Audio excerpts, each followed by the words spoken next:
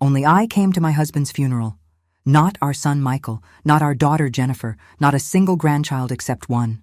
Just me, standing alone in the front row of St. Mary's Chapel, while the cold November wind rattled the stained glass windows as if even the church itself couldn't bear to stay silent. The funeral director, a young man named David with kind eyes and nervous hands, kept glancing between the empty pews in my face. He cleared his throat once, then again, shifting his weight from foot to foot. "Mrs. Morrison," he said softly, leaning close enough that I could smell his cologne. Too sweet, trying too hard. "Would you like us to wait a few more minutes?" "Perhaps there's traffic." "No," I said, my voice steady even though my hands were shaking in my lap. "Start now." Tom would have hated a delay. Tom was punctual even in his last days, taking his medications by the clock, watching the evening news at 6 sharp, folding his reading glasses and placing them on the nightstand with the same careful precision he'd used to measure wood his entire life. A man of habits, a man of dignity, a man who built our house with his own 2 hands. But before we continue, make sure you're subscribed to the channel and write in the comments where you're watching this video from. We love to know how far our stories travel. And now, a man being laid to rest with only his wife in attendance. I sat in the front row, 11 empty chairs surrounding me like silent accusations. The pastor, Father Mackenzie, who'd known Tom for 40 years, recited the 23rd Psalm without his usual conviction. Even he seemed unsettled by the emptiness. The flowers were too bright against all that absence. White lilies and red roses that Tom would have said were a waste of money. "Just plant something living," he used to tell me. "Something that stays." But our children hadn't sent flowers, hadn't sent anything. The messages had come that morning, each one landing like a small betrayal. Michael's text arrived at 6:47 a.m. "Mom, I'm so sorry. Emergency client meeting in Dubai. The deal will fall through if I'm not there. I know Dad would understand. Business first. I'll make it up to you." I'd stared at that message for 10 minutes, sitting on the edge of the bed Tom died in just 3 days earlier. Business first. As if his father's funeral was a networking opportunity he could reschedule. Jennifer's voicemail came at 8:15 a.m. Her voice bright and breezy like she was calling to chat about the weather. "Hi, Mom. So I talked to my therapist this morning, and she really thinks it's not healthy for me to be in high-stress situations right now. Funerals are such trauma triggers, you know? I'm doing a self-care retreat in Sedona this weekend with the girls. It's important for my mental health journey. I know you understand. Love you, self-care. Mental health journey." Words that sounded compassionate, but meant I chose a spa weekend over saying goodbye to my father. I'd checked their social media that morning, too. I'm not proud of it, but grief makes you do strange things. Makes you look for proof that you're not crazy. That the abandonment is real. Michael had posted 4 hours ago a photo of himself on what was clearly a yacht. Mediterranean blue water stretching behind him. A woman in a bikini barely visible at the edge of the frame. The caption, "Living my best life." Sometimes you have to take the opportunities that come. Jennifer's Instagram story was even worse. Videos of her and 3 girlfriends at a luxury spa. Champagne glasses. Cucumber eye masks. Laughter. The text overlay. Sometimes you just need to disconnect and heal. Self-care isn't selfish. I'd turned off my phone after that, put it in my purse, zipped it shut. Now, sitting in this nearly empty chapel, I couldn't stop thinking about those posts, about the careful angles and filters and hashtags, about how much energy they'd put into broadcasting their absence. Father Mackenzie finished his sermon, something about eternal rest and God's mercy, and nodded to the pallbearers. Tom's coffin was plain oak, exactly what he would have wanted. No fancy brass handles, no elaborate carvings. Just honest wood, joined with honest work. 6 men from Tom's woodworking club carried him out. Men who'd known my husband for decades, who'd stood beside him in workshops and hardware stores, who'd learned his techniques and borrowed his tools. Men who showed up. I walked behind them alone, my heels clicking against the stone floor with an echo that sounded too loud in the emptiness. I didn't cry. Not because I wasn't grieving. I'd been grieving for 3 months, watching cancer eat away at the man I'd loved for 43 years. But because there's a kind of sorrow so deep, it doesn't make sound. It just sits inside you like a stone at the bottom of a well. The cemetery was worse. More open, more exposed. The November sky was gray and low, threatening rain, but never delivering. Just cold wind and the smell of dead leaves. The grave had been dug that morning. Fresh earth piled neatly to one side, covered with that fake green carpet they used to make it look less like a hole in the ground. But that's what it was, a hole. An ending. Father Mackenzie said more words. I didn't hear them. I watched the coffin being lowered, the mechanism smooth and practiced, and thought about all the times Tom had built things. Our house, the deck, the workshop, the bookshelf in our bedroom, the rocking chair he made when Jennifer was born that she'd never once used for her own children. He'd built everything to last. And now he was going into the ground, and the things he'd built would outlive him. The house would outlive him. Maybe even the children he'd built, raised, taught, loved, would outlive his memory of them. The gathering afterward was supposed to be at our house. I'd prepared food, casseroles and cookies and Tom's favorite apple pie. I'd cleaned, set out photo albums, put out the good coffee, but I didn't go home. Not right away. I drove instead. Just drove, through neighborhoods Tom and I used to walk through on Sunday mornings. Past the hardware store where he'd spent half his retirement helping younger craftsmen pick out the right screws. Past the park where we'd taken the kids when they were small, when they still wanted to be around us, when love felt simple and reciprocal. I ended up at Riverside Overlook, the place where Tom proposed 45 years ago. The trees were bare now. The river was low and gray, but I sat on the same bench, weathered, splintering, probably should have been replaced a decade ago, and I let myself finally feel it. Not just the grief, the anger. My children hadn't come. My children, who I'd carried and birthed and raised, who I'd stayed up with through fevers and nightmares, who I'd cheered for at every game, every recital, every graduation, who I'd believed in even when they stopped believing in themselves. They hadn't come. Michael was on a yacht with a woman who wasn't his wife. Pretending a business deal in Dubai was more important than his father's funeral. Jennifer was getting seaweed wraps and drinking mimosas. Pretending her trauma triggers were more important than saying goodbye to the man who'd built her childhood treehouse with his own hands. They'd made their choices. Now I would make mine. When I finally went home, the house felt enormous and suffocating at the same time. Tom's reading chair sat empty in the corner, the indent of his body still visible in the cushion. His slippers were by the door. His coffee mug was in the sink. I hadn't been able to wash it yet. The casseroles sat on the counter, still warm in their dishes. The photo albums remained closed. The coffee had gone cold. I poured myself a glass of wine. A good one, from the bottle we'd been saving for Christmas. What was I saving it for now? I sat at the kitchen table, the one Tom built from reclaimed barnwood 30 years ago, and I opened my laptop. Our family shared a location app. I'd insisted on it years ago, back when the kids were young and driving worried me. Just for safety, I'd said. They'd rolled their eyes, but agreed. I opened it now. Michael's location pin was blinking from a marina in Santorini, Greece. Not Dubai, not even close to Dubai. Jennifer's pin showed a resort in Sedona, Arizona, a place called Serenity Springs Luxury Wellness Retreat. I Googled it. $3,000 per night, infinity pools, private yoga sessions. Disconnect from the world and reconnect with yourself. They were exactly where their social media said they were. Living their best lives, choosing themselves, being blessed. And I was here, in a house that smelled like casseroles nobody would eat and grief nobody would share. I closed the laptop and walked to Tom's workshop.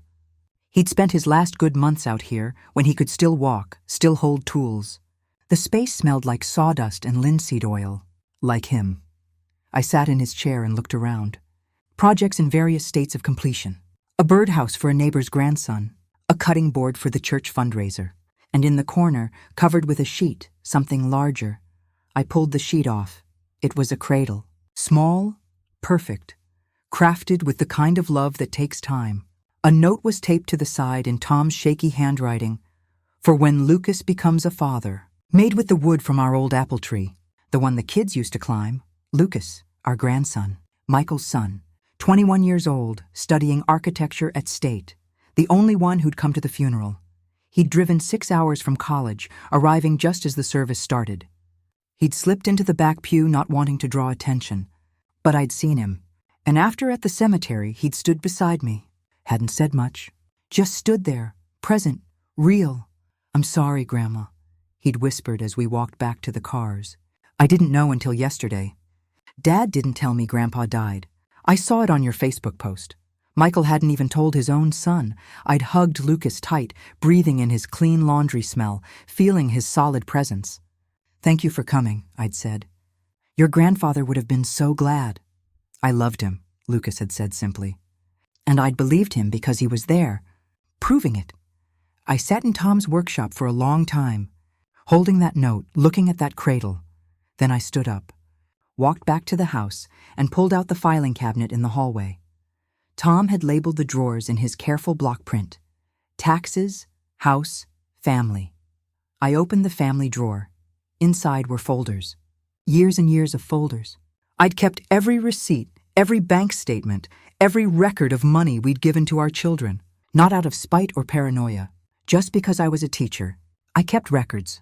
I documented things. I pulled out Michael's folder first. The receipts went back decades, $35,000 in 2015. Down payment on a Porsche. "Mom, it's important for my image. Clients need to see success. $50,000 in 2018. His sure thing tech startup that folded in 8 months. I'll pay you back, I promise. $25,000 in 2019. Emergency credit card debt." He never explained what the emergency was. $95,000 in 2021. Investment opportunity in cryptocurrency. "This is going to change our lives, Mom. Get in on the ground floor." The cryptocurrency crashed 6 months later, and smaller amounts. Thousands here, tens of thousands there. Car repairs, legal fees, just until my bonus comes through. Just until the market recovers. Just until. I'd kept track of every dollar. $387,000 over 20 years, nearly $400,000. And today, he'd chosen a yacht in Santorini over his father's funeral. Jennifer's folder was thicker, $45,000 in 2009. Wedding. "Mom, I just want one perfect day." You understand, right? It's every girl's dream. That wedding had lasted 3 years before her first divorce. $80,000 in 2012.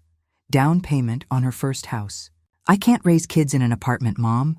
They need a yard." She'd sold that house 2 years later and pocketed the profit. Never offered to repay us. $30,000 in 2014. Second wedding. "This time it's real love, Mom. I want to do it right." That marriage lasted 5 years. $15,000 in 2016. Emergency car after she totaled hers in an accident. She'd been texting $50,000 in 2019. Third wedding. She'd eloped to Bali but needed money for the reception when we get back. Still married to that one.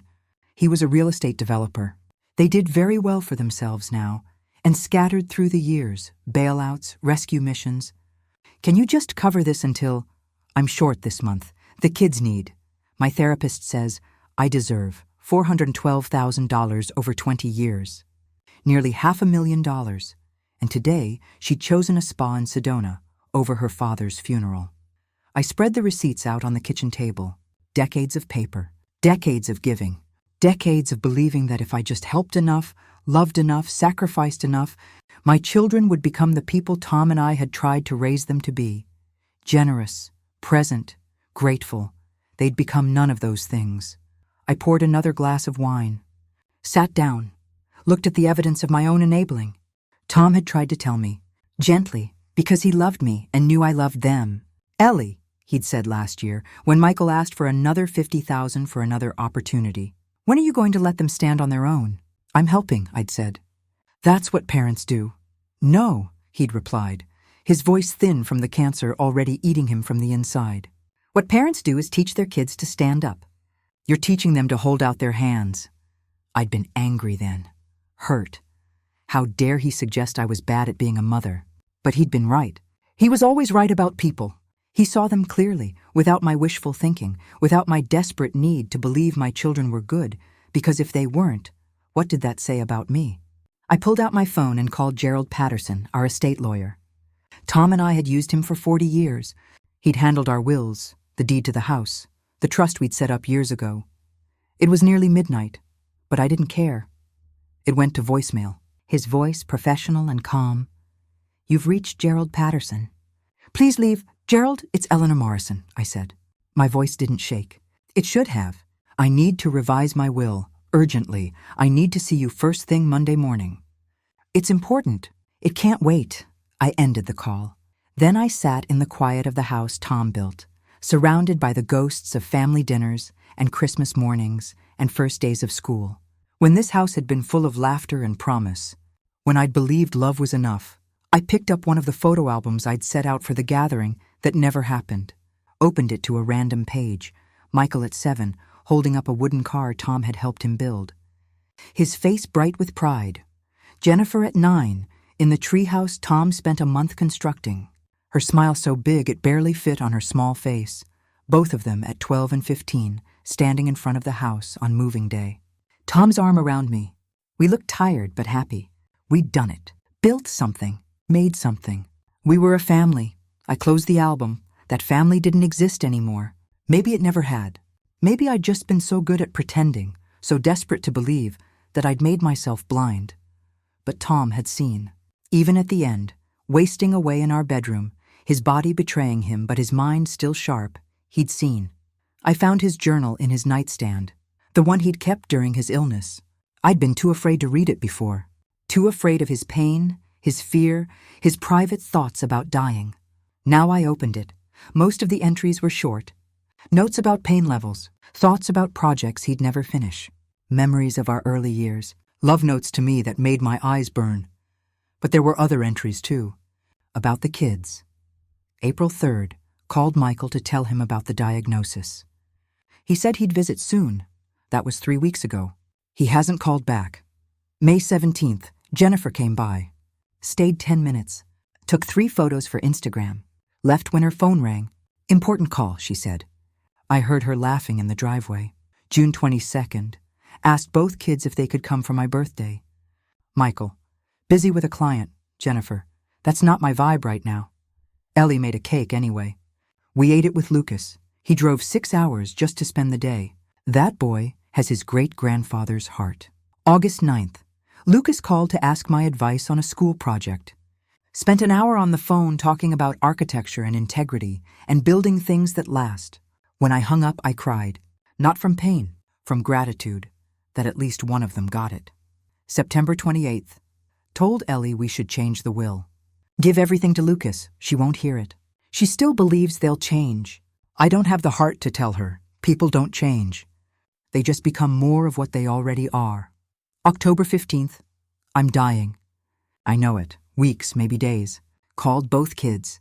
Told them it was time to come say goodbye. Michael. Dad, don't be dramatic. You'll be fine.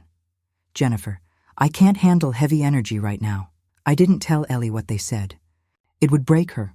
October 31st. Lucas came. Sat with me all day. Read to me. Held my hand. Asked me about the house. About the workshop. About what it takes to build something that lasts. I told him integrity, patience. Showing up even when it's hard. He nodded like he understood. He does. He's the only one who does. The last entry was dated 3 days before Tom died. November 7th.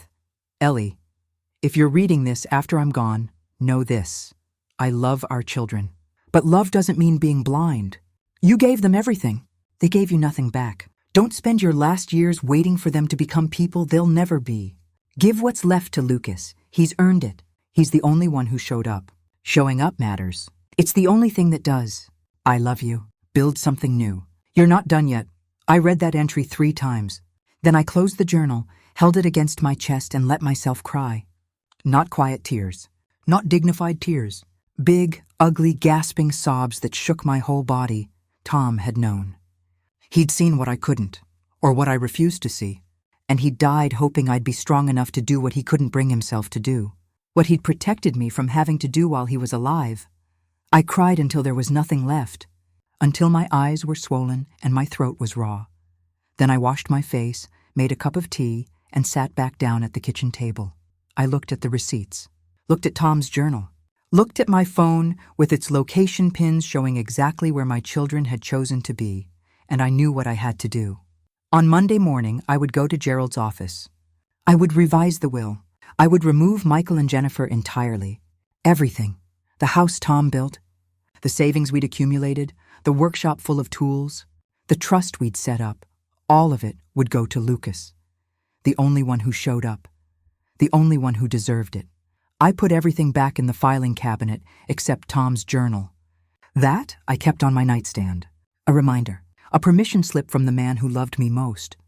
That night, I slept better than I had in months. Not because I was at peace, but because I'd finally stopped lying to myself about who my children were, and that, I was learning, was its own kind of freedom. Gerald Patterson's law office smelled like old leather and lemon polish, the kind of place where time moved differently, where important decisions were made slowly and carefully. I'd been coming here for 40 years, first with Tom, then alone as the years went on and his body made the trip harder. Now I sat across from Gerald's desk, hands folded in my lap, wearing the black dress I'd worn to the funeral 3 days ago. I hadn't had the energy to change into anything else. Grief had made my wardrobe simple, black, gray, navy, colors that didn't ask anything of me. Gerald looked older than I remembered. His hair had gone completely white since I'd last seen him, maybe 6 months ago when we'd updated some paperwork. He'd known Tom since they were young men, had been at our wedding, had drafted the papers when we bought the house.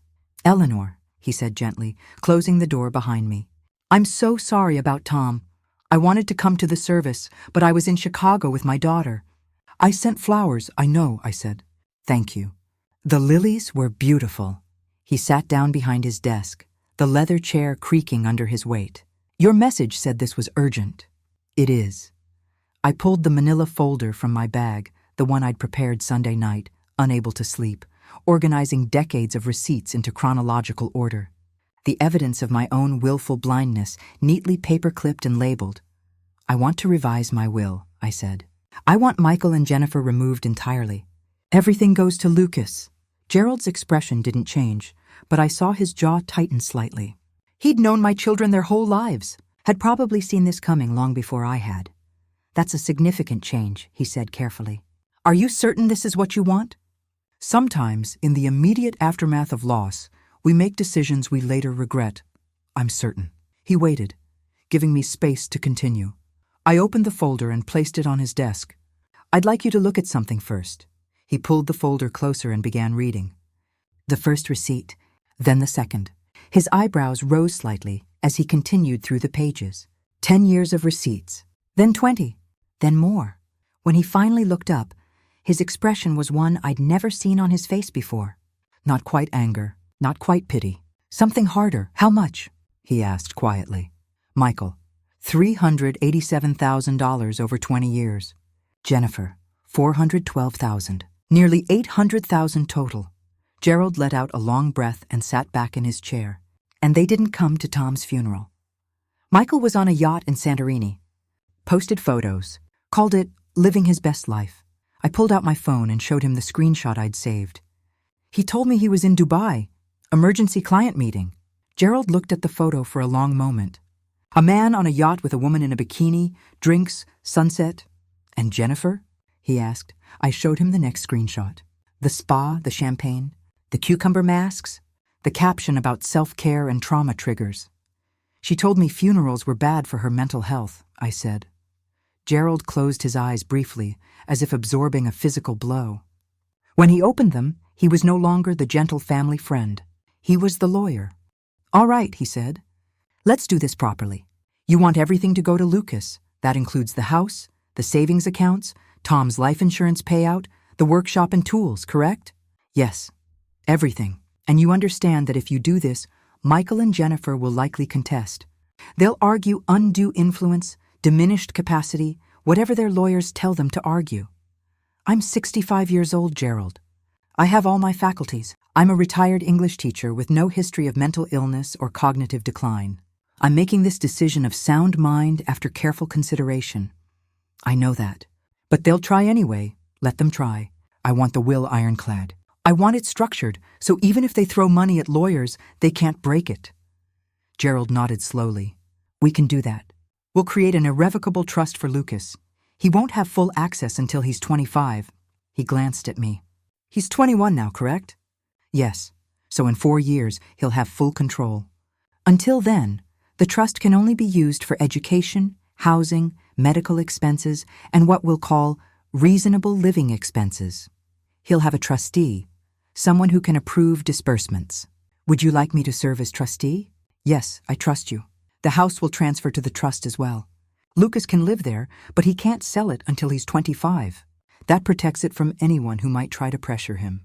I thought of Michael, imagining him showing up at Lucas's dorm room with that smile he'd perfected, the one that made people believe he had their best interests at heart. That's good. We spent the next 2 hours going through every detail.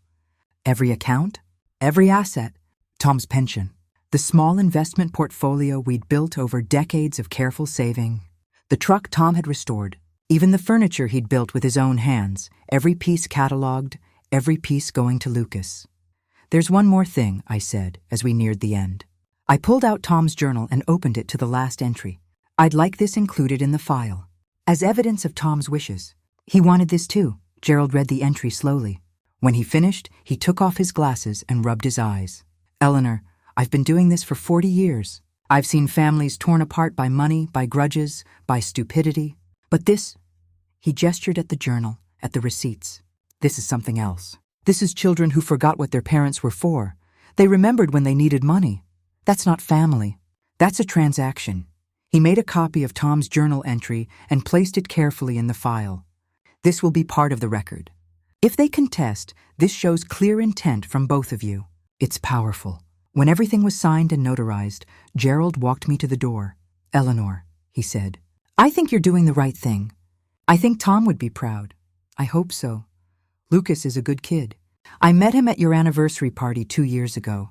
He spent the whole evening talking to the older folks, asking questions, actually listening. That's rare. He's special. He is. And he's lucky to have you. I drove home slowly, taking the long way, not ready to face the empty house yet. I stopped at the grocery store, bought ingredients for Tom's favorite soup, the one I hadn't been able to make since he died because the smell reminded me too much of him. Today, I would make it anyway. I was halfway through chopping vegetables when my phone rang. Lucas. Grandma? His voice was tentative, young. Is it okay if I come by? I'm in town for a couple days. I wanted to check on you. My eyes burned. Of course, sweetheart. I'm making soup. Grandpa's recipe. I'll be there in 20 minutes. He arrived carrying a bag of groceries I hadn't asked for. Milk, bread, eggs, the basics he probably assumed I was too sad to shop for. He was tall like Tom had been, with the same steady way of moving, nothing wasted, nothing hurried. Grandma. He hugged me carefully, like I might break. I held on longer than I meant to. Thank you for coming to the funeral, I said. It meant everything. I'm sorry I didn't know sooner. Dad didn't... He stopped, clearly uncomfortable criticizing his father. I know. We worked together in the kitchen, falling into an easy rhythm. He chopped vegetables while I stirred the pot. We didn't talk much, but the silence was comfortable, the way it had been with Tom. How was the drive? I asked. Long. But I had a lot to think about. School going well? Yeah. Actually, I wanted to ask you something. He set down the knife and turned to face me. I'm doing a project on residential architecture. Buildings that last, techniques that don't rely on shortcuts. Professor said I should study old methods, craftsman techniques. And I thought, Grandpa's workshop. You want to look at his plans? If that's okay. I know it might be hard for you. No. I turned off the stove. I think he'd love that. Let's go now. The workshop was cold. I hadn't been out here since the day after the funeral. Lucas walked around slowly, reverently, touching tools like they were sacred objects. He taught me to use a saw when I was 12, Lucas said, running his hand along the workbench. Said most people rush. But Grandpa, he said the measure twice. Cut once thing wasn't just about wood. It was about life, taking time to get things right. I watched him, this young man who carried Tom's values in a way his own children never had. There's a filing cabinet in the corner, I said. He kept all his plans there. Building plans, furniture designs, notes about different woods. You can take whatever you need. Lucas opened the cabinet carefully. Inside were decades of Tom's work, hand-drawn blueprints, sketches on graph paper, notes in his careful handwriting. Grandma, this is incredible. Lucas pulled out a folder. These are the original plans for this house. He drew every beam, every corner. Took him a year to design, 3 years to build. Lucas spread the plans on the workbench, his eyes moving over them with the focus of someone who understood what he was seeing. This is masterwork. The way he distributed the load, the choice of materials. He looked up at me. They don't build like this anymore. No, they don't. He kept searching through the files, pulling out folder after folder. Then he stopped, holding something wrapped in a soft cloth. What's this? I walked over, recognized the bundle immediately. Open it. Lucas unwrapped the cloth carefully. Inside was a leather journal, newer than the one by my bedside. On the cover, in Tom's handwriting, for Lucas, a builder's notebook. Lucas's hands were shaking as he opened it. The first page, Lucas, if you're reading this, I'm probably gone. That's all right. I'm not afraid of endings. I'm only afraid of unfinished things. So I'm finishing this, giving you what I know. These are 50 years of lessons about building, not just houses, everything. The rest of the journal was filled with sketches, techniques, advice. How to choose wood, how to read a space, how to solve problems that don't have obvious solutions, and scattered throughout, other kinds of advice. Integrity isn't what you do when people are watching. It's what you do when no one will ever know the difference. The work matters, but the people you do it for matter more. Build for them, not for your own pride. Show up. Even when it's hard, especially when it's hard. That's what separates craftsmen from con men. Lucas was crying. Not sobbing, but quiet tears running down his face as he turned pages. He made this for me? He worked on it for the last year. Every day he had the strength. Why didn't he give it to me before? He was going to. At Christmas. He wanted to wait until you finished your first year of architecture school. Wanted you to have enough foundation to appreciate it. Lucas clutched the journal to his chest. I don't know what to say. He knew that. That's why he wrote it down. We stood in that cold workshop for a long time. Outside, the November light was already fading, even though it was barely 4 o'clock. The days were so short now. Grandma, Lucas said finally. Can I ask you something? Of course. Why didn't Dad come to the funeral? I could have lied, could have made excuses. But Tom had taught me that truth matters more than comfort. Your father was on a yacht in Greece. Your aunt was at a spa in Arizona. They made choices. Lucas's jaw tightened. The same way Tom's used to when he was angry but trying to control it. That's fucked up, he said quietly. Then, sorry, I shouldn't. No, you're right. It is. Did they even call you after? To check on you? I shook my head. Lucas sat down heavily on Tom's stool. I don't understand them. I don't understand how you can just not show up. How you can decide brunch or business or whatever is more important than... He stopped, too angry to finish. Neither do I. You know what Grandpa told me the last time I saw him? He said, Lucas, in life you don't have to do a lot of grand things. You just have to show up, every day, for the people who matter. That's it. That's the secret. Lucas looked at me with tears in his eyes again. And he's right. It really is that simple. Just show up. Your grandfather saw you clearly, I said. He knew who you were. I'm going to finish his last project, Lucas said suddenly, standing up. Whatever it was he was working on, I'm going to finish it for him.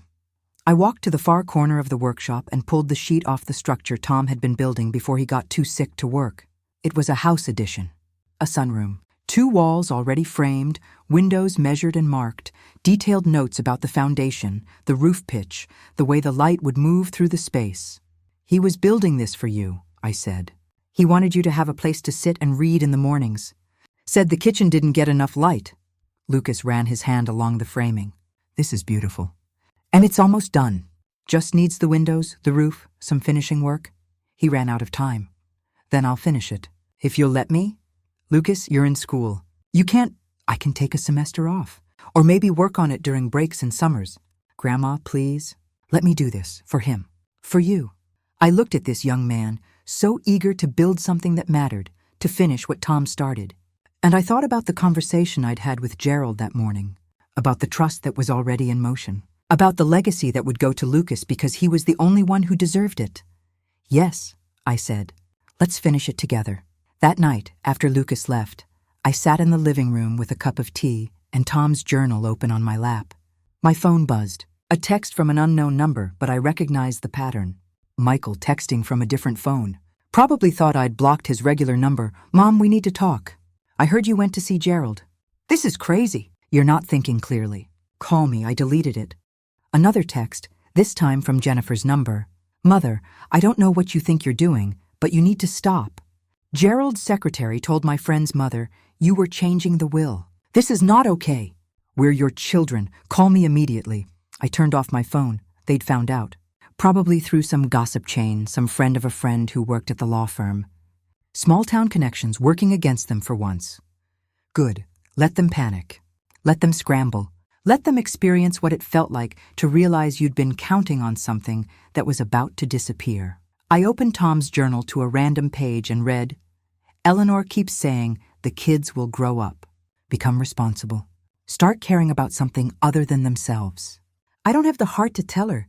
Some people don't grow up. They just grow older and hungrier." He'd known. All along he'd known, and he'd loved me enough to let me believe otherwise, to let me hope. Until the hoping almost broke me, but I was done hoping, done believing, done waiting for my children to become the people they should have been. They'd made their choices. On a yacht, in a spa, anywhere but beside their father's grave. Now they would live with the consequences. And for the first time in decades, I felt something that wasn't grief or anger or disappointment. I felt relief. They came together. I was in the garden, pruning the rose bushes Tom had planted 30 years ago when I heard the car doors slam. Two of them, almost in unison, coordinated, planned. I didn't look up. Just kept cutting away the dead wood, letting it fall to the ground in small brown piles. Tom always said pruning wasn't about destruction. It was about making room for new growth, cutting away what no longer served so something healthier could take its place.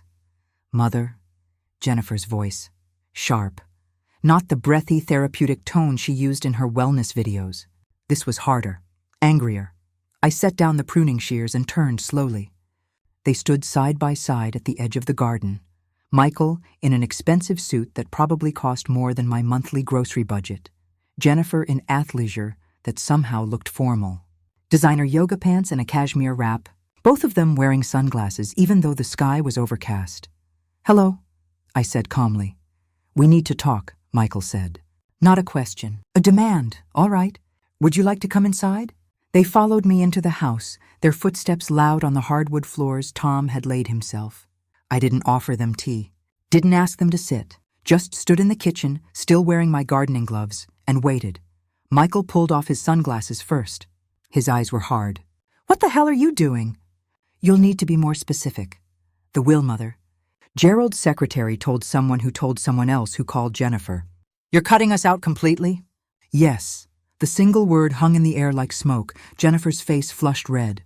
"You can't do that. I can." "I did." "This is insane," Michael said, his voice rising. "You're not thinking clearly. You're grieving. You're making decisions that what?" I interrupted. "That you don't like? That don't benefit you? That aren't fair," Jennifer said, her voice shaking. "Not with sadness, with rage. We're your children. We have a right to what? My money? My house?" I pulled off my gardening gloves slowly, one finger at a time. "Tell me, Jennifer, what exactly do you think you have a right to?" "Everything Dad worked for," she said. "Everything you both built. We're family." "Family?" I let the words sit there. "Is that what we are?" Michael stepped closer. "Mom, listen. I know you're upset that we couldn't make it to the funeral." "Couldn't?" I laughed, a sound with no humor in it. "You couldn't make it? Or you chose not to? I had a meeting. You were on a yacht in Santorini." I pulled out my phone and showed him the screenshot of his own Instagram post. "With a woman who isn't your wife. Drinking champagne. Hashtagging blessed while your father was being lowered into the ground." Michael's jaw tightened. "That was after the meeting fell through. I was already there. It would have been stupid to fly back just for your father's funeral," I finished. "Yes, very stupid. Much better to stay on the yacht." Jennifer grabbed my arm. "Mom, you're not being fair." I explained about my mental health. I pulled my arm away. "Your mental health spa weekend? Yes? The one that cost $3,000 a night." I showed her screenshot too. The champagne, the infinity pool, the caption about choosing herself. "You were choosing cucumber wraps while I stood alone in a cemetery." "I have needs," Jennifer said, her voice going high and thin. "I have trauma. You have excuses," I said quietly. "You've always had excuses." Michael ran his hand through his hair, trying a different approach. Okay, fine, we should have been there. We fucked up. We're sorry. But that doesn't mean you should— Sorry. I looked at him. When did you get sorry? When you found out about the will? Because you weren't sorry 3 days after the funeral, when you didn't call. You weren't sorry a week later when you didn't check on me. You got sorry when you realized your inheritance was gone. That's not fair, Jennifer said again, like those were the only words she knew. I walked to the filing cabinet and pulled out their folders, set them on the kitchen table with a heavy thud. What's that? Michael asked warily. This is fair. This is every dollar I've given you over the past 20 years. Every bailout, every emergency, I promise I'll pay you back. I opened Michael's folder and started reading receipts aloud. $35,000, 2015, Porsche down payment. $50,000, 2018, tech startup that failed. $25,000, 2019, credit card debt you never explained. $95,000, 2021, cryptocurrency that crashed. Michael's face was white. Should I continue? Because there's more, so much more. $387,000 over 20 years. I opened Jennifer's folder. $45,000, 2009, your first wedding. $80,000, 2012, house down payment you never repaid. $30,000, 2014, second wedding. $15,000, 2016, car after you totaled yours texting. $50,000, 2019, third wedding. Jennifer's eyes were wet, but I couldn't tell if it was shame or rage. $412,000, I continued. Nearly $800,000 total, for both of you. That's what I gave you, what we gave you. Your father worked until his body gave out. We saved every penny. We never took vacations. We never bought new cars. We lived carefully so we'd have something to pass on to you. We didn't ask you to do that, Michael said. No, you just asked for money. Over and over and over. And we gave it because we loved you. Because we believed you'd grow up, become responsible. Show us that the investment mattered. We have shown you, Jennifer protested. We're successful. Where were you? The question came out louder than I intended. Where were you when your father was dying? When he called you and said it was time? When he asked you to come say goodbye? Silence. Michael, your father called you 3 weeks before he died, asked you to visit. You said, Dad, don't be dramatic. You'll be fine. You didn't come. Michael looked at the floor. Jennifer, you told him you couldn't handle heavy energy. Your father, who built your childhood treehouse with his own hands, who walked you down the aisle 3 times, who never said no to you once in your entire life. He was dying and you couldn't handle the energy. That's not fair, Jennifer whispered. You keep saying that. Fair. You want to talk about fair? Fair would be you showing up. Fair would be you calling to check on me after. Fair would be you giving a damn about someone other than yourselves for 5 minutes. Michael's face hardened. So that's it? You're punishing us? No, I'm freeing myself. And I'm giving everything to Lucas. Lucas? Jennifer's voice was sharp. He's a child. He's 21. And he's the only one who came to the funeral. The only one who visited your father during his illness. The only one who calls me without wanting something. The only one who actually shows up. He's my son, Michael said. If you want to leave him something, fine. But cutting us out completely. Did you even tell him his grandfather died? I asked. Michael's silence was answer enough. He found out from Facebook, from a post I made because nobody else was going to announce it. Your own son had to learn about his grandfather's death from social media because you couldn't be bothered to tell him. I was going to— When? After the yacht trip? After you'd had enough time to enjoy your vacation? Michael's hands balled into fists. This is bullshit. You're being vindictive and cruel and what? Making decisions you don't like? Prioritizing someone who actually deserves it. Jennifer was crying now, mascara running down her face. Mom, please. You're our mother. You're supposed to love us unconditionally. I do love you. The words surprised me, but they were true. I'll always love you. But love doesn't mean access. It doesn't mean inheritance. It doesn't mean I have to keep enabling you while you treat me like an ATM machine that occasionally needs maintenance. We never treated you like that, Michael said. I pulled out Tom's journal, the one from his nightstand, opened it to the entries I'd marked. Your father kept a journal during his illness. Would you like to hear what he wrote about you? They both looked trapped, like they wanted to leave but couldn't. I read aloud. April 3rd, called Michael to tell him about the diagnosis. He said he'd visit soon. That was 3 weeks ago. He hasn't called back. Michael flinched. May 17th, Jennifer came by. Stayed 10 minutes. Took 3 photos for Instagram. Left when her phone rang. Important call, she said. I heard her laughing in the driveway. Jennifer wrapped her arms around herself. June 22nd, asked both kids if they could come for my birthday. Michael, busy with a client. Jennifer, that's not my vibe right now. Ellie made a cake anyway. We ate it with Lucas. He drove 6 hours just to spend the day. That boy has his great-grandfather's heart. I closed the journal. Should I read more? Because there's more. Pages and pages of you not showing up, of you forgetting, of you being too busy or too stressed or too whatever excuse you told yourselves. He wrote that about us? Jennifer's voice was small. He loved you. But he saw you clearly. And at the end, he asked me to change the will, to give everything to Lucas. I didn't want to. I still believed you'd change. But he knew better. I placed the journal on the table between us. Here, take it. Read what your father really thought. Read how many times he waited for you. How many times he made excuses for you. How many times he told me not to be too hard on you because you'd grow up eventually. Neither of them reached for it. The will is changed, I said. Gerald made it ironclad. You can hire lawyers. You can contest it, but you won't win. Your father and I were both of sound mind. We documented everything, and the new will reflects our true wishes. This isn't over, Michael said, his voice tight. Yes, it is. We'll fight this. Then you'll lose. And you'll waste whatever money you have left on lawyers who'll tell you the same thing Gerald told me. The will is legal, proper, and unbreakable. Jennifer picked up her purse with shaking hands.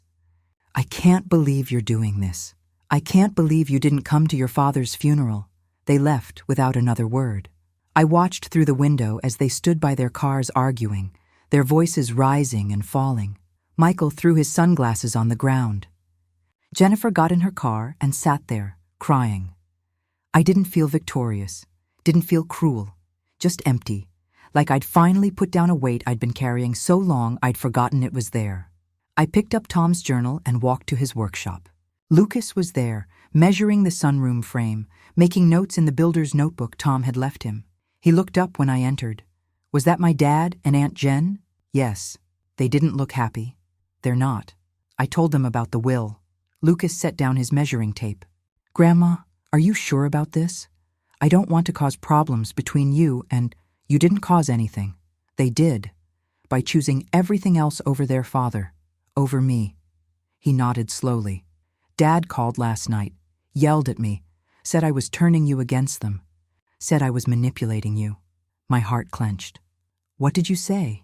I told him I didn't know anything about the will until after you'd already changed it, and that even if I had known, it wouldn't have changed the fact that he didn't come to his own father's funeral. Lucas's voice was steady. He hung up on me. I pulled him into a hug. This young man who'd done nothing wrong except show up, except care, except be the person his father should have been. I'm sorry, I whispered. Don't be. Grandpa taught me something important. He said the people who matter don't keep score. They just show up and keep showing up. That's it. We spent the rest of the afternoon working on the sunroom. Lucas measured. I handed him tools. We didn't talk much, just worked in the comfortable silence that comes from building something together. As the sun started to set, we stood back and looked at the framing. It was almost done. Another few weeks and it would be finished. He would have loved this, Lucas said. He does love it, wherever he is. That night, I made Tom's soup again. Lucas stayed for dinner. We ate in the kitchen at the table Tom had built, under the light fixture Tom had installed, surrounded by the walls Tom had framed. Thank you, Lucas said quietly. For what? For trusting me. For believing I'm worth this. You are worth it. You're the only one who proved it. 3 weeks later, I got a letter from a law firm in D.C. Michael and Jennifer were contesting the will, claiming undue influence and diminished capacity. I called Gerald. I was expecting this, he said. Let them waste their money. We have Tom's journal entries, decades of financial records showing they only contacted you when they wanted money, social media evidence that they were vacationing during the funeral, and testimony from multiple witnesses, including the funeral director, that they didn't attend. No judge will overturn this. He was right. 6 weeks later, the judge dismissed their case. The will stood. Lucas finished the sunroom in March, 4 months after Tom died. We held a small gathering to celebrate, just neighbors, Tom's woodworking friends, people who'd actually shown up. The room was beautiful, windows on 3 sides. The morning light came through exactly as Tom had planned. Lucas had even carved a small inscription on one of the beams, built by Tom Morrison, finished by Lucas Morrison, for Ellie, who taught us both what showing up means. I cried when I read it. 6 months after the funeral, I was sitting in the sunroom reading when I heard a car in the driveway. My chest tightened. I'd gotten used to the peace, used to not waiting for the other shoe to drop. But it wasn't Michael or Jennifer. It was Lucas, carrying a box. "I found something," he said, setting the box on the table. "In Grandpa's workshop, behind all his plans." Inside the box were letters, dozens of them, addressed to me in Tom's handwriting, labeled by date, starting from 45 years ago.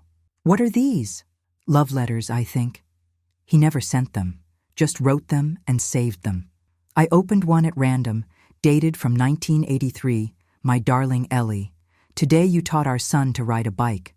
I watched from the porch, seeing how patient you were, how kind even when he fell. You have the biggest heart of anyone I've ever known.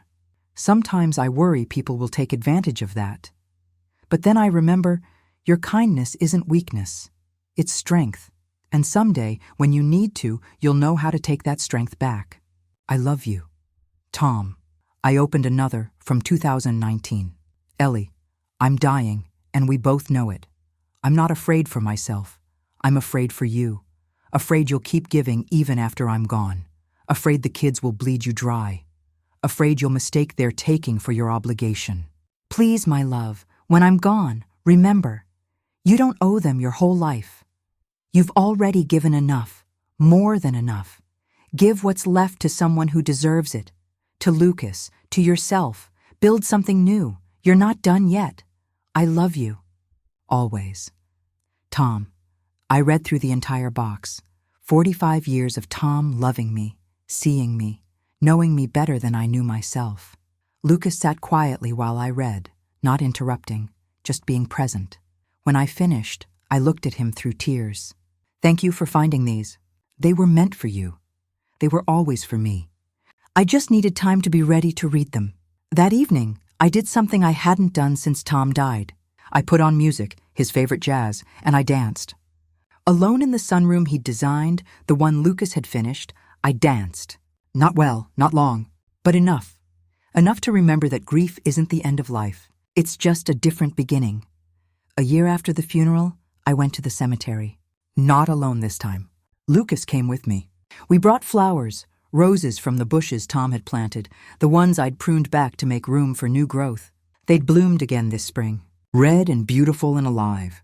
I knelt by the headstone, Tom's name, the dates of his life, and underneath, the inscription I'd chosen. He built things that lasted. "Hi, Tom," I said softly. We finished the sunroom. Lucas did most of the work, but I helped. It's beautiful. You would be so proud of him, of what he's built, of who he's become. Lucas placed his flowers on the grave. "Thanks for the notebook, Grandpa. I'm using it every day. Learning to build the right way. Your way." We stood there for a while, the 3 of us. 2 living, 1 gone, but together somehow. "Mom and Aunt Jen didn't come," Lucas said quietly. "For the 1-year anniversary. I thought maybe they would. They made their choice. Does it still hurt? Yes, but differently now. Not like a wound, more like a scar. Something that happened. Something I survived." We walked back to the car slowly. The cemetery was peaceful, full of endings, but also full of stories. Full of people who'd been loved. Who'd mattered? "Grandma," Lucas said as we drove home. "I start my internship next week. At that architecture firm downtown. That's wonderful. And I've been thinking, after I graduate, I want to start a business. Restoration work. Bringing old buildings back. Using Grandpa's techniques. Building things that last. He would love that. I was hoping you'd be my business partner. Not in money, in wisdom. In teaching me what he taught you. About integrity. About showing up. About building things that matter." I reached over and squeezed his hand. I'd be honored. That night, I sat in the sunroom reading one of Tom's letters by lamplight. The house creaked softly around me, settling into the evening. Through the windows, I could see the garden. The roses. The workshop where Tom had spent so many hours. I was 66 years old. My husband was gone. My children had chosen money over love. But I wasn't alone.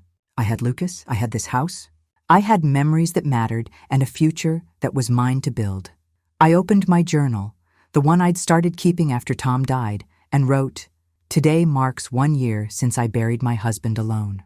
1 year since I learned that love isn't about what you give. It's about who deserves what you give. 1 year since I stopped waiting for my children to become people they'll never be. I thought this would break me. Instead, it freed me." Tom was right. Legacy isn't what you leave. It's who you leave it to. And I chose well. I chose Lucas. I chose myself. I chose peace. I'm not done yet. There's still building to do. I closed the journal and looked around the sunroom. The space Tom had imagined. The space Lucas had built. The space where I now sat, alone but not lonely. Free. The future stretched ahead. Uncertain but mine. And for the first time in a very long time, that was enough. 6 years had passed since Tom's funeral. 6 years since I'd stood alone in that empty chapel and made the hardest decision of my life. Now, on a warm Saturday afternoon in May, I stood at the kitchen window watching the scene in my backyard, the yard Tom had landscaped with his own hands, where the roses he'd planted now climbed the fence in cascades of red and pink. Lucas was spreading a large picnic blanket under the oak tree. His wife Sarah, a sweet, thoughtful woman who taught elementary school and reminded me so much of myself at her age, was unpacking a wicker basket full of food. And toddling between them, wearing a yellow sundress and tiny sandals, was 3-year-old Emma. My great-granddaughter. Emma had Tom's eyes. That same warm brown that seemed to see straight through to your soul. The same eyes Lucas had inherited. The same eyes that Michael had too, though he'd never learned to use them the way Tom did. To really see people, not just look at them.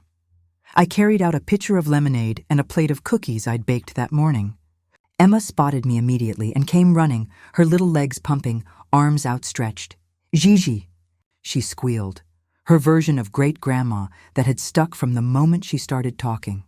I set down the pitcher just in time to catch her, scooping her up and breathing in that particular smell of childhood, sunshine and grass and pure joy.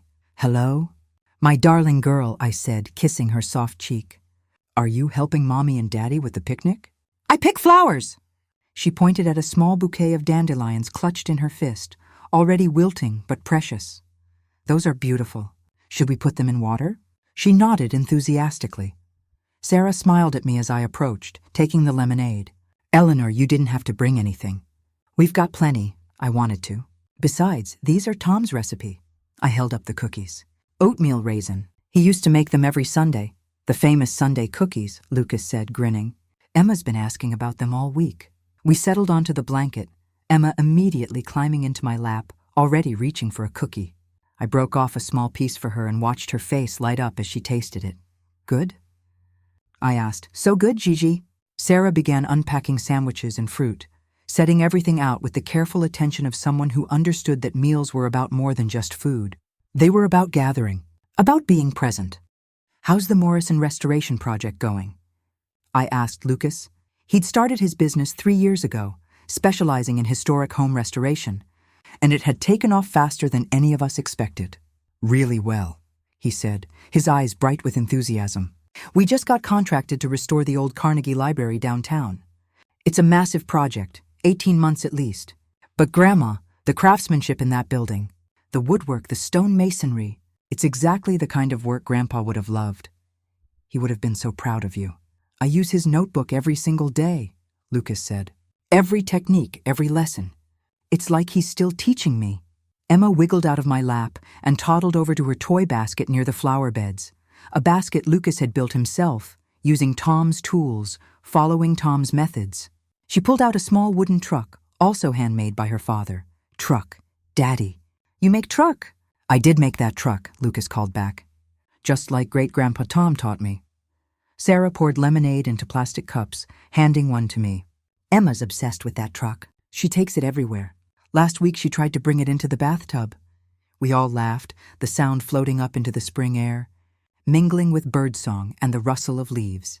This was what Tom had meant when he talked about building things that last. Not just houses and furniture, but moments, traditions, love that passed from generation to generation, not through money or obligation, but through showing up, through being present, through choosing each other day after day. Eleanor, Sarah said gently, I wanted to thank you again for everything, for welcoming me into the family, for being so generous with your time with Emma, for teaching me your recipes and your garden tricks and... Her voice caught slightly. For showing me what a strong woman looks like. I reached over and squeezed her hand. Your family. That's what family does. Lucas looked at me with those Tom eyes, suddenly serious. Grandma, I need to tell you something. Dad called last week. I felt my chest tighten, but I kept my voice steady. Oh? He wanted to meet Emma. Said he's her grandfather, that he has a right to know her. Lucas paused. I told him no. Lucas, you don't have to. Yes, I do. He didn't show up for Grandpa's funeral. He tried to take your house. He spent 6 years pretending I didn't exist because I got the inheritance he thought was his. Lucas's voice was firm, but not angry. Just certain. Emma doesn't need that kind of grandfather. She has you? That's enough, Sarah nodded in agreement. We want Emma to grow up knowing the difference between family you're born into and family you choose. You chose Lucas. Lucas chose us. We choose you. That's the family Emma needs to know. I felt tears prick my eyes, but they were good tears. Grateful tears. What about Jennifer? I asked quietly. I hadn't spoken to my daughter in 6 years. She'd sent a few angry emails in the beginning, then silence. Aunt Jen sent a Facebook friend request, Lucas said with a slight smile. I didn't accept it. She hasn't tried to reach out any other way, so I'm assuming it was just curiosity. Not actual interest in being part of Emma's life. Emma came running back, holding a butterfly she'd been chasing, her hands cupped carefully. Gigi, look! Fly, fly! We all leaned in to admire it before she opened her hands and let it flutter away. She watched it go with wonder, then climbed back into my lap. Content. I held her close. This child who would never know her great-grandfather but would grow up in the house he built. Playing with toys her father made using his techniques, eating cookies from his recipes. Tom lived on in all of this, in the wood and the walls and the love. If this story moved you, please don't forget to like and subscribe. Your support helps me continue sharing stories that uncover the hidden truths of everyday life. There are so many more untold stories waiting to be revealed. Thank you for being here. Now tell me, what would you have done if you were in their place? I'd love to hear your thoughts. Please share them with me in the comments below. On the screen, you can see 2 more life stories I strongly recommend. There are many more waiting on my channel. Don't forget to subscribe. See you in the next life story.